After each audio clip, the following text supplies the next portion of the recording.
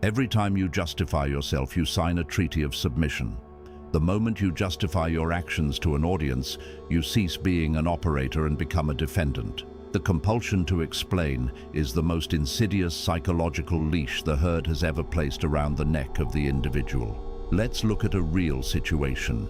You make a hard decision in a meeting that overrides a colleague's idea, and the room goes quiet. The silence triggers your anxiety, so after the meeting, you corner the colleague and say, "Hey, I hope you're not mad. It wasn't personal. Your idea was good too. I just had to do X." You even buy them coffee the next day. Here is what is happening in the primal mind. You have just asserted dominance, and your primate brain is terrified of the retaliation that follows a status shift. You cannot tolerate being perceived as a threat. You are trying to purchase a down payment on safety by prostrating yourself, essentially saying, "I struck you, but I am not a predator. I am weak. Please do not form a coalition against me." Meanwhile, the colleague's subconscious watches you grovel and recalibrates. They think they felt guilty. That means they knew they were wrong. Their dominance display was a bluff.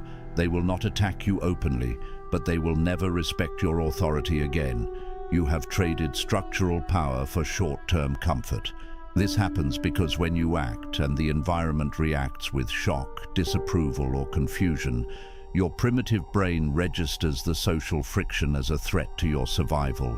Your ego panics.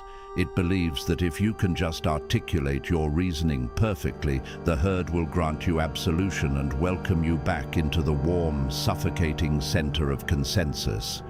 This is a biological malfunction. The need to be understood is a confession of dependency. Every reason you give them is a data point. Every justification is a lever they will use against you in the next confrontation. You will never explain your way into being respected.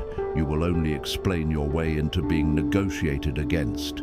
A sovereign entity does not submit its ledger for an audit. A king does not call a press conference to explain why he executed a traitor.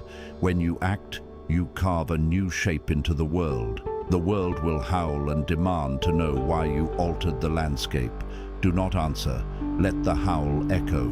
The silence that follows your action is not a void to be filled. It is the vacuum of power. Cut the string. Stop explaining. Let your actions stand as the final, unreviewable decision.